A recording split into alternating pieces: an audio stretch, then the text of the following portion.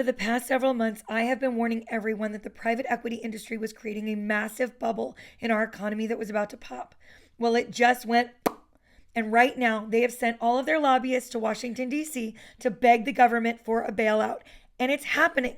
Donald Trump and his administration are issuing an executive order that will take $12 trillion of your retirement savings, not taxpayer money, your money, and it will bail out not only the private equity industry, but their biggest investors. They're going to bail out Harvard and Yale and every billionaire investor private equity is about to grift. Let's get into it. That's right, everybody. Trump is set to issue an executive order that will open the floodgates and allow private equity funds to access and tap $12 trillion in 401k holdings in America. And the same people that control your 401ks have debt that is stuck with private equity right now, giving them poor returns and in desperate need of a capital infusion. No conflict of interest here, everybody. Just look the other way. Private equity is in big trouble. They need a bailout fast, and you are their only hope. But don't worry. Don't worry. It's going to be good for you. It's going to be the deal of a lifetime for you. That's right. Harvard and Yale, they're trying to sell their private equity funds and no one will buy them. But if you help buy them, you're going to get 1,000% windfalls. 1,000% windfalls in a day. Because definitely, if the wealthy had a chance to make 1,000% windfalls, they would absolutely be sharing it with you. They wouldn't keep it for themselves. They want everybody to be wealthy, obviously. And that's why they're promising 1,000% windfalls that will make your brain melt if you just let them have access to your 401k. So how did we get here? Well, over the last 30 years, private equity as a sector has been able to run roughshod over the entire American economy. They have strip mined every single industry with unmitigated access and absolute clearance by every single politician. They have paid to clear the runways and give them clear skies to do whatever they wanted to do to the American economy. They've destroyed jobs. They've destroyed companies. They've destroyed communities. But they did all of that with record low costs for debt. The interest was almost zero. And so with cheap debt and the belief that they'd be able to refinance if anything ever went wrong, they've been allowed to do this with no real concerns until 3 years ago when our interest rates started going up. Debt is no longer cheap. And at this point, these companies have leveraged billions and billions of dollars onto all of the things that they've acquired. And they're paying double-digit interest rates, sometimes between 14 and 21% at this point, because they took on all this debt at adjustable rates. And those adjustable rates have come calling. And where they used to be able to turn over every company they acquired every 3 years, now no one is buying. The institutional investors and the wealthy are saying we're out. Harvard and Yale are saying we're out. And what we have is a bunch of private equity funds that are desperate to close out their funds and close out for their investors, and they're stuck. Nothing is moving because there's no money coming into the industry, and they can't borrow anymore because the interest is too high. And that's why the only hope they have is you. One of the questions that I get all the time is, how does private equity make their money? If they destroy all these businesses, why do they still get so rich?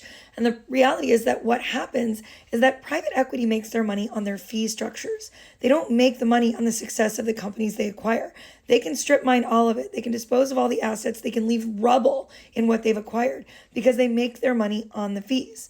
Whereas a typical 401k, you would pay maybe 0.5% or like maybe 0.6% of your investment in fees.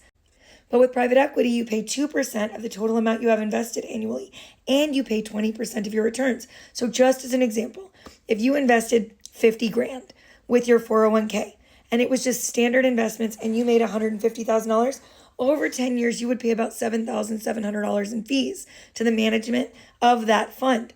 But in private equity, you would pay $52,700 in fees over that same period of time, meaning that on average, you're going to give 60% of your returns just to the money managers at the private equity firms. And that's why they are so desperate for your 401ks. They need the capital, but they also need the fees, and they need you to pay them. And while Harvard and Yale are promising 1,000% windfalls that will make your brain melt, you should probably understand why Yale and Harvard are offloading all of their private equity assets.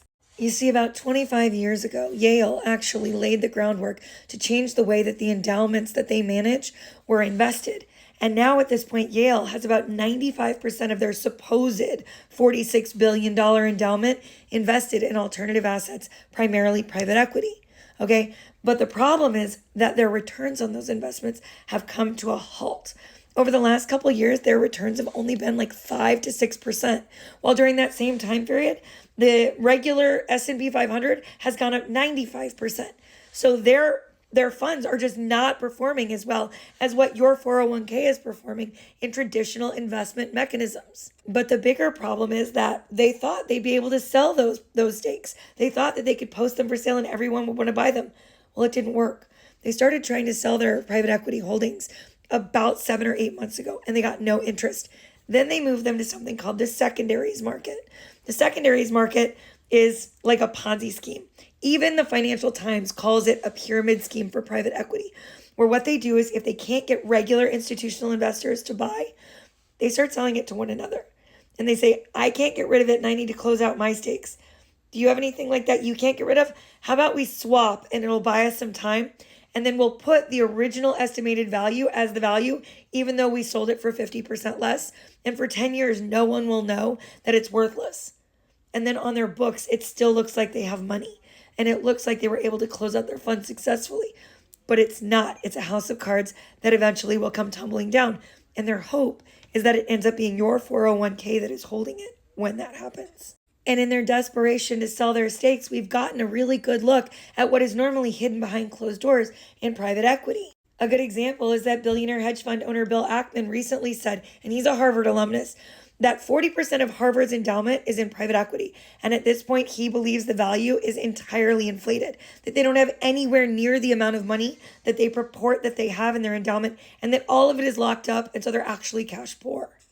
Now, we just talked about the danger of the fees that private equity charges and why your 401k would end up forfeiting 60% of anything you did make to fees that just pad the pockets of billionaires. But I want to give you a real world example of what that looks like. Okay, right now it is estimated that Yale is paying $1.23 billion a year in management fees for their private equity investments while only getting 5.3 to 7% returns. That is an asinine figure when all of their money is locked up and overstated. And right now it is estimated that Harvard, with only 40% of their endowment in private equity, is paying $1.48 billion a year just to manage the funds that are not performing, that they cannot sell and cannot get rid of, which is making them cash poor, and they are losing their ability to move within their own financial mechanisms right now. Historically, the average holding period for any asset that private equity acquired was approximately 3 to 4 years. That means every 3 to 4 years, they would flip it to the next schmuck, they would stack it with more debt, and they would get out clean with all of their riches.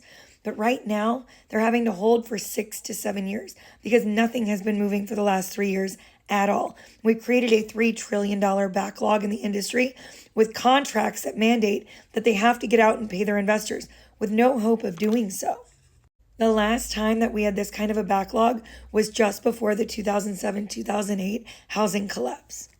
Because they can't get any more capital from institutional investors, they are desperate for fresh sources of capital and dependent basically on securing those needs from us because there's nowhere left to obtain money. And Trump can't risk a public bailout. So instead, he's offering up this workaround that the 401ks and private equity have been desperately lobbying him for. He's going to give them access to your 401k money. And here's the thing, by opening up the 401k market, the system will be flooded with fresh capital. There's $12.2 trillion in the 401k market. And right now, private equity is about $3 to $4 trillion upside down. So there's certainly enough money there. But the decision making will be done by the same investors that manage your 401k. These are the same people that desperately need that money to clear up in the backlog of private equity because they're also invested there. These people don't care about you. They need your money and they're going to use it. And they're going to put the artificially inflated value on the books for you for the next 10 years. So you won't even know what's happened to your 401k until it's too late. And all of those companies have gone bankrupt and all of your money has gone to fees. You won't even know what hit you. You have to understand that the funds that you would be buying into are full of overvalued, unsellable, over debt burdened assets. If they were valuable, people would be buying them. But they have stacked everything with so much debt and strip mined all the assets out already. So there's simply nothing left to get out of it. And that's why they're promising you 1,000% windfalls, telling you you're going to get the deal of a lifetime. You finally get to join the club. Well, as George Carlin said, baby, it's a big club and you ain't in it. If these returns were real, they'd be using them for themselves. They wouldn't be giving them to you. While they're going to pitch this as a democratization of the private equity system, finally opening the doors and letting you into the big boys club, what it really is a last-ditch effort for a liquid injection into a system that is so desperate for dry powder that because it's run out of institutional suckers. But there's a whole wide world of new suckers that they haven't even started to tap, and that's you. Everyday Americans have been locked out of this boom, right? For 30 years, they've made record profits, record money while destroying our communities. And now the situation is dire.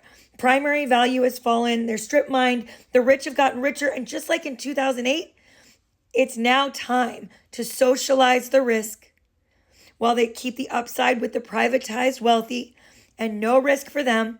And you will end up holding the bag 10 years from now when you look at your 401k and wonder what happened. Socialism and bailouts for them, capitalism and burdens for us. So as they try to put lipstick on this pig over the next couple weeks, trying to sell you on this deal of a lifetime, I ask you this. If investing in private equity were so good for your 401k, if it were so good for you and not for them, why is it that for the last 7 years straight, private equity industry has been desperately lobbying for access to the $12 trillion in 401ks? Why is it not that the 401k managers have been lobbying for that access if it was so good? Why is it private equity that needs your money? They aren't helping you, but that doesn't mean we have to go quietly. Let's talk about what we can do right now to protect our assets. In this moment, every single one of you should be contacting Trump and his people and demanding that he abandon his plans to issue this executive order. You should be demanding that he protect your 401ks from private equity abuse and exploitation. And if that does not work, there are dozens of plaintiffs' law firms right now standing at the ready to help you file class action lawsuits against your 401k managers if they allow them to get $1 from your 401k account assigned over to the private equity firms and their horrific new fee structures. Because even the wealthy can't escape their fees. This is how they make their money. Right now, unable to close out the funds they promised the ultra wealthy, needing your money to fix it, even now the ultra wealthy are paying $700 billion in fees a year on assets they can't sell. If you'd like to contact Donald J. Trump or your senators and representatives to demand that they protect your 401ks from the exploitation that's coming at the hands of private equity, you can follow the link in my bio. I just want to end by asking you, why is it then when we can't pay our bills, when we suffer the downside effects of capitalism, we pay that price? But when big banks, big investors, and the wealthy, when they make bad investments, they always get bailed out. Why is there always socialism for them, but capitalism for us? And why is it always capitalism that is the excuse when it becomes corrupted, right? Like, we need to start demanding more. And I'm not advocating for socialism. I'm specifically advocating against it. If a company makes a bad investment, it should fail. If the wealthy make bad investments, they should go bankrupt. And we need to protect ourselves and our families. If you're new here, my name is Tiffany. We work together to fight private equity and to save small businesses in our community. Today, we're fighting for the little bit of something that we've been allowed to accrue in this wide, wide world of struggle. We are fighting for everything that we have left and the only hope of a future that many, many Americans have at all.